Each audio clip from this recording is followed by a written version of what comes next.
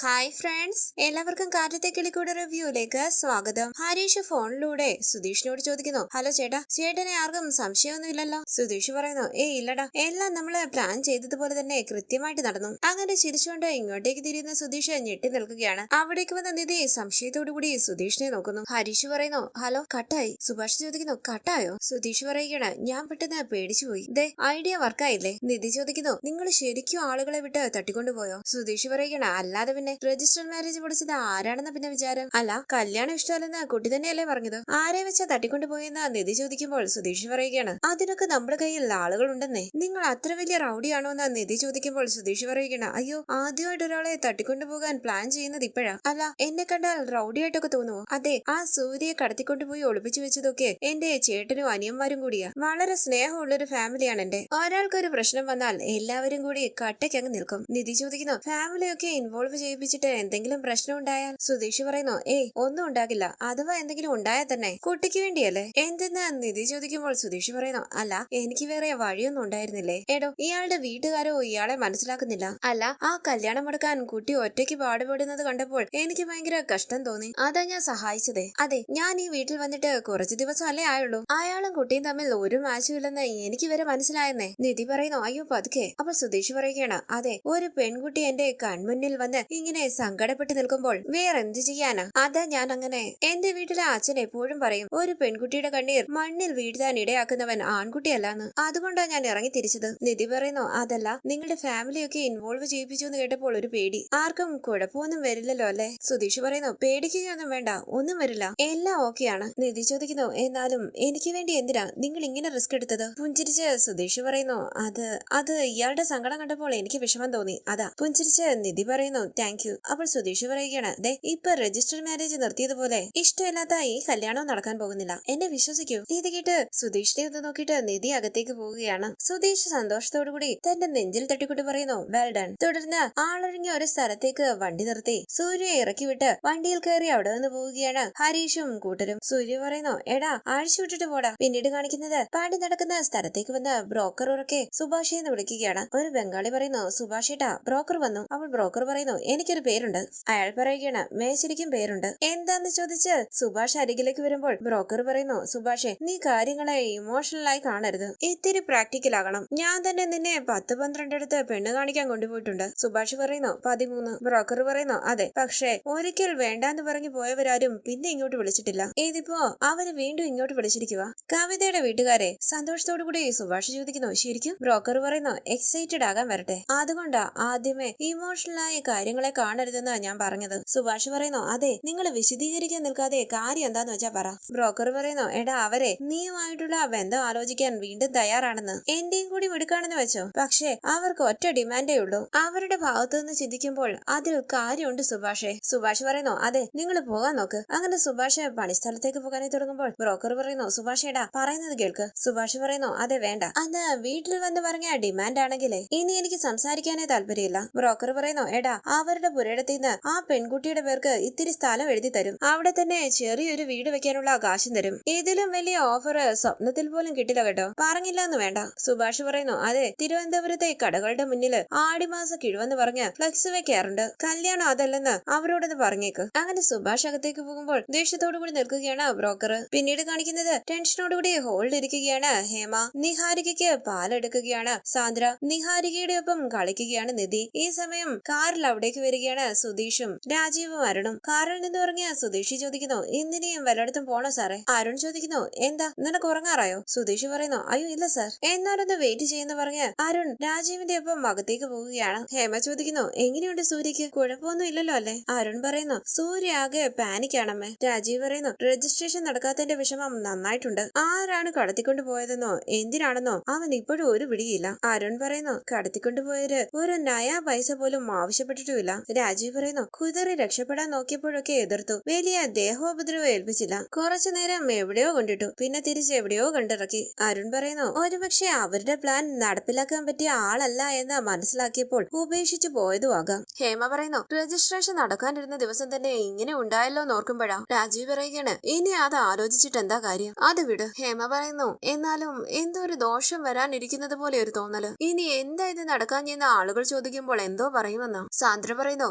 അമ്മ എന്നെ വിളിച്ച് ചോദിക്കുകയും ചെയ്തു. അരുൺ പറയുന്നു ഇന്നല്ലെങ്കിൽ നാളെ എങ്ങനെയായാലും ആളുകൾ വിവരം അറിയും. എല്ലാവരോടും ഉത്തരം പറഞ്ഞ വയ്യാതാകും, അതുറപ്പാ. നിധി മനസ്സിൽ പറയുന്നു ഇതാണ് പറ്റിയ സമയം. ഇപ്പൊ ഈ കല്യാണം മുടക്കാൻ പറ്റിയാൽ രക്ഷപ്പെട്ടു. അവിടേക്ക് വന്ന നിധി പറയുന്നു അമ്മ പറഞ്ഞത് ശരിയാഴ്ച. തുടക്കത്തിലെ ഇങ്ങനെയാണെങ്കിലേ എവിടെയോ എന്തോ ഒരു കുഴപ്പമുണ്ട്. നിങ്ങളാരും ഞാൻ പറയുന്നത് കേൾക്കുന്നതേ ഇല്ലല്ലോ. എനിക്ക് തോന്നുന്നത് ഈശ്വരന് ഈ കല്യാണം വേണ്ടാന്ന് പറയുന്ന ലക്ഷണമായതെന്നാ. ഇന്ന് സംഭവിച്ചത് കല്യാണത്തിന്റെ എന്നാണ് സംഭവിച്ചതെങ്കിലോ? രാജീവ് പറയുന്നു മതി നിർത്ത്. ഈ കല്യാണത്തിന് എന്തെങ്കിലും ഒരു തടസ്സം വന്നിട്ടുണ്ടെങ്കിൽ അതിന് കാരണക്കാരി നീയാ. തുടക്കം മുതലേ ഈ കല്യാണം വേണ്ട വേണ്ടെന്ന് നെഗറ്റീവായി ചിന്തിച്ചു കൂട്ടുന്നതിന്റെ കുഴപ്പമാണ് ഇതൊക്കെ. ആദ്യം നിന്റെ ഈ ആറ്റിറ്റ്യൂഡ് മാറ്റ്, ബാക്കി കാര്യം ഞങ്ങൾ നോക്കിക്കോളാം. ഹേമ പറയുന്നു നീ ഒന്ന് മിണ്ടാതിരിക്കുന്നതി. രാജീവേട്ടാ നമുക്ക് ഏതെങ്കിലും ഒരു പണിക്കരെ കൊണ്ടൊന്ന് നോക്കിക്കണം. എന്തിനെന്നാ രാജീവ് ചോദിക്കുമ്പോൾ ഹേമ പറയുകയാണ് അല്ല ഇങ്ങനെ കുഴപ്പങ്ങൾ ഉണ്ടാകുന്നതിന്റെ കാരണം അറിഞ്ഞാലേ എന്തെങ്കിലും പരിഹാരം വേണമെങ്കിൽ. രാജീവ് പറയുന്നു ഒരു പരിഹാരവും വേണ്ട. ഏതോ സാമൂഹ്യ വിരുദ്ധൻ എന്തോ ചെയ്തു, അതിന് ദൈവം എന്ത് പിടിച്ചു.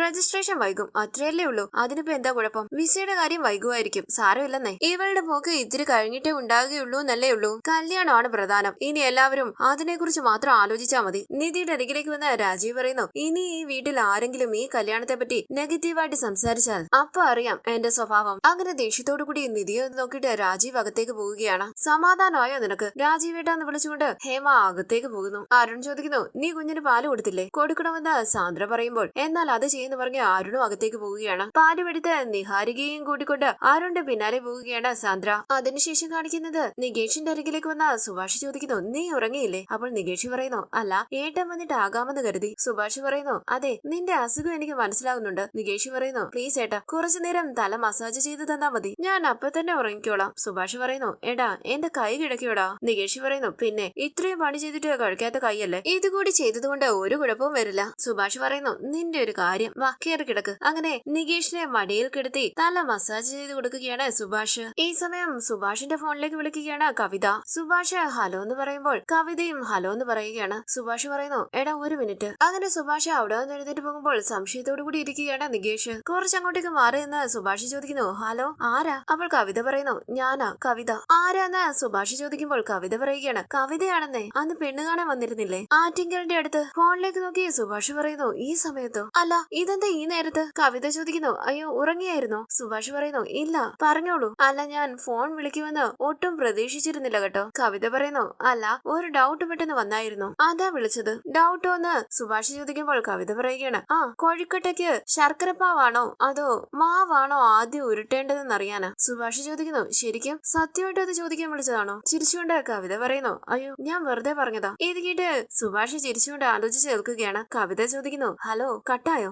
ഇല്ല എന്ന് സുഭാഷ് പറയുമ്പോൾ കവിത ചോദിക്കുന്നു അല്ല എന്താ ഇത്ര പതിയെ സംസാരിക്കുന്നത്? സുഭാഷ് പറയുന്നു അത് പിന്നെ അനിയന്മാരും അച്ഛനും ഒക്കെ നല്ല ഉറക്കത്തില. കവിത പറയുന്നു എനിക്കൊന്ന് കാണണമായിരുന്നു. സുഭാഷ് പറയുന്നു അല്ല എനിക്ക് മനസ്സിലായില്ല. കവിത ചോദിക്കുകയാണ് ഒരു തവണ ഒന്ന് നേരിട്ട് കാണാൻ കഴിയുമോ? സുഭാഷ് ചോദിക്കുന്നു എന്നെയോ? അല്ല എന്താ കാര്യം? കവിത പറയുന്നു അത് കാണുമ്പോൾ പറയാം. ആറ്റിങ്ങൽ ബസ് സ്റ്റാൻഡിന് മുന്നിൽ ഒരു കോഫി ഷോപ്പ് ഉണ്ട്, അവിടെ വന്നാ മതി. നാളെ രാവിലെ 10 മണിക്ക് വരുമോ? അതെന്ന് പറഞ്ഞ് സുഭാഷ് മടിച്ചു നിൽക്കുമ്പോൾ കവിത ഹലോ എന്ന് പറയുകയാണ്. സുഭാഷ് പറയുന്നു ആ പറഞ്ഞോളൂ. കവിത പറയുന്നു ബുദ്ധിമുട്ടാണെങ്കിൽ വേണ്ട. അപ്പോൾ സുഭാഷ് പറയുന്നു ഇല്ലില്ല ബുദ്ധിമുട്ടൊന്നുമില്ല. കുറച്ചപ്പുറത്തായി വന്ന നികേഷ് സുഭാഷിനെ ശ്രദ്ധിക്കുകയാണ്. സുഭാഷ് പറയുന്നു അല്ല കാര്യം പറഞ്ഞില്ല. കവിത ചോദിക്കുന്നു ഇനിയിപ്പോൾ നേരിൽ കാണുമ്പോൾ പറഞ്ഞ പോരെ? ഞാൻ അവിടെ കാത്തിരിക്കും, വരാതിരിക്കരുത്. ഇത് കേട്ട് സുഭാഷ് മൂളുമ്പോൾ കവിത പറയുന്നു അപ്പൊ ശരി ഗുഡ് നൈറ്റ്. സുഭാഷ് പുഞ്ചിരിച്ച് ഗുഡ് നൈറ്റ് എന്ന് പറയുമ്പോൾ സംശയത്തോടു കൂടി നികേഷ് പറയുകയാണ് ഗുഡ് നൈറ്റോ? കവിത ചിരിച്ചുകൊണ്ടൊന്ന് ആലോചിച്ച് അകത്തേക്ക് പോവുകയാണ്. സുഭാഷ് പറയുന്നു എന്തിനാണാവോ നേരിൽ കാണാൻ വിളിച്ചത്? നികേഷ് പറയുന്നു അതാ എനിക്ക് മനസ്സിലാകാത്തത്, എന്തിനാണാവോ അങ്ങനെ പറഞ്ഞത്? സുഭാഷ് ഞെട്ടി നികേഷിനെ നോക്കുമ്പോൾ പുഞ്ചിരിച്ച് നികേഷ് ചോദിക്കുന്നു ആരായേട്ടാ? അതെന്ന് സുഭാഷ് പറയുമ്പോൾ നികേഷ് പറയുകയാണ് ഫ്രണ്ട്. ബംഗാളിയാ? അതേന്ന് സുഭാഷ് പറയുമ്പോൾ നികേഷ് ചോദിക്കുകയാണ് ഏതാ പെണ്ണ്? സുഭാഷ് ചോദിക്കുന്നു പെണ്ണോ? നികേഷ് പറയുന്നു ഒടിയന്റെ അടുത്ത് മായാജാലം കാണിക്കല്ലേ മോനെ, പറ ആരായിരുന്നു കോളില്? സുഭാഷ് പറയുന്നു എടാ അത് പിന്നെ ആ കവിത. നികേഷ് ചോദിക്കുന്നു ഏത്? ഏട്ടൻ പരിപ്പൂടെ ഉണ്ടാക്കി കൊടുത്ത ആ കുട്ടിയോ? അപ്പോൾ സുഭാഷ് പറയുകയാണ് അല്ല ആ കുട്ടിക്കൊന്ന് നേരിട്ട് കാണണമെന്ന്. നികേഷ് ചോദിക്കുന്നു എന്നിട്ട് പോകുന്നില്ലേ? സുഭാഷ് പറയുന്നു ഞാൻ ചെല്ലാമെന്ന് പറഞ്ഞു പക്ഷെ പോകുന്നില്ല. നികേഷ് പറയുന്നു ഏട്ടാ അത് മോശമല്ലേ, ആ ചേച്ചി ഇങ്ങോട്ട് വിളിച്ചതല്ലേ, എന്താ ഏട്ടാ? സുഭാഷ് പറയുന്നു എടാ അവളുടെ വീട്ടുകാർക്ക് ഇഷ്ടമാണെന്ന് പറഞ്ഞ് ആ ബ്രോക്കർ പാർക്ക് സൈറ്റിൽ വന്നിരുന്നു. നികേഷ് പറയുന്നു അപ്പൊ സെറ്റ്. സുഭാഷ് വിഷമത്തോടുകൂടി നിൽക്കുമ്പോൾ തോളിൽ കൈവച്ച് നികേഷ് ചോദിക്കുന്നു എന്തു പറ്റി? സുഭാഷ് പറയുന്നു എടാ അവർക്ക് എന്നെ മാത്രം മതിയെന്ന്, ഈ വീടിന്റെ സാഹചര്യത്തിലേക്ക് ഒരു പെൺകുട്ടി അയക്കാൻ പറ്റില്ലെന്ന്, ഞാൻ മാറി താമസിക്കണം അത്രേ. ഇത് കേട്ട് നികേഷ് വിഷമത്തോടു കൂടി നിൽക്കുമ്പോൾ സുഭാഷ് പറയുന്നു അത് നടക്കില്ലെന്ന് ഞാൻ അപ്പോഴേ തീർത്തു പറഞ്ഞതാ, പിന്നെ എന്തിനാ പോയി കാണുന്നത്? നികേഷ് ചോദിക്കുന്നു.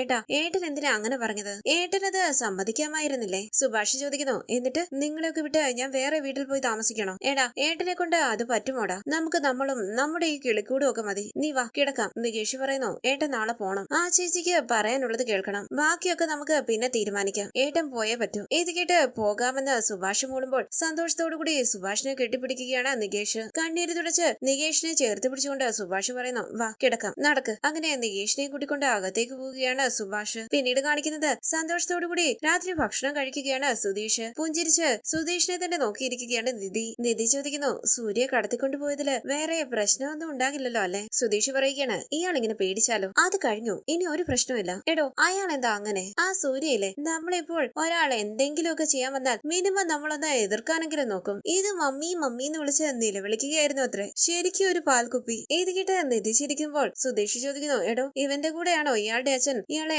ഓസ്ട്രേലിയയിലേക്ക് വിടാൻ പോകുന്നത്? അസലായി. അവിടെ വെച്ച് എന്തെങ്കിലും സംഭവിച്ചാലേ അപ്പോഴും ഇങ്ങനെ മമ്മി മമ്മി എന്ന് പറഞ്ഞ കരഞ്ഞോണ്ടിരിക്കും. ഇത് കേട്ട് ചിരിച്ച് നിധി ചോദിക്കുന്നു. അതെ, എങ്ങനെയാ നിങ്ങളുടെ വീട്ടില് ഒരാളെ തട്ടിക്കൊണ്ടു പോകാനൊക്കെ സമ്മതിച്ചത്? അത് വിശ്വസിക്കാൻ പറ്റുന്നില്ല. സുധീഷ് പറയുന്നു. എന്റെ വീട് അങ്ങനെ ഒരു വീടാണെന്നേ ഞാൻ പറഞ്ഞില്ലേ. ആർക്കെങ്കിലും ഒരു പ്രശ്നം വന്നാൽ വീട് മുഴുവൻ കൂടെ ഉണ്ടാകും. ഇയാളുടെ വീട് പോലെയൊന്നുമല്ല. എന്ന് വെച്ചാൽ നിധി ചോദിക്കുമ്പോൾ സുധീഷ് പറയുന്നു. എന്ന് വെച്ചാലേ അത് ഈ സ്നേഹിക്കുന്നു എന്ന് വെറുതെ പറയില്ല. ഈ സ്നേഹം ഒരു മറയാക്കി വെച്ച് ഇഷ്ടമില്ലാത്ത കല്യാണത്തിന് നിർബന്ധിക്കുക, അതൊന്നും ചെയ്യില്ല. വീട്ടിലുള്ളവർക്ക് ഒരു പ്രശ്നം വന്നാൽ ജീവൻ പോയാലും കൂടെ നിൽക്കും. അത്രയ്ക്ക് സ്നേഹമാ. നിധി ചോദിക്കുന്നു. സൂര്യ വീട്ടിൽ നിന്ന് കടത്തിക്കൊണ്ടു പോകാൻ വീട്ടിൽ നിന്ന് വന്നത് ആരൊക്കെയാ? സുധീഷ് പറയുന്നു. അത് എന്റെ 3 ബ്രദേഴ്സ്. നിധി ചോദിക്കുന്നു. ഓ, വീട്ടിൽ ആരൊക്കെയുണ്ട്? സുധീഷ് മനസ്സിൽ പറയുന്നു. സുധീഷെ, സൂക്ഷിച്ച് ഹാൻഡിൽ ചെയ്യേണ്ട വിഷയമാണേ. സുധീഷ് പറയുന്നു. വീട്ടില് അച്ഛൻ, പിന്നെ ഞങ്ങൾ 4 പേര്, മൊത്തം 5 പേരാ. ഞാനാണ് രണ്ടാമത്തവൻ. എനിക്കൊരു ചേട്ടൻ, താഴെ 2 അനിയന്മാര്. നിധി ചോദിക്കുന്നു. ആണുങ്ങൾ മാത്രമുള്ള വീടാ? അതേന്ന് സുധീഷ് മൂടുമ്പോൾ നിധി ചോദിക്കുന്നു. അമ്മ? ആകാശത്തേക്ക് ചൂണ്ടിക്കാണിച്ചുകൊണ്ട്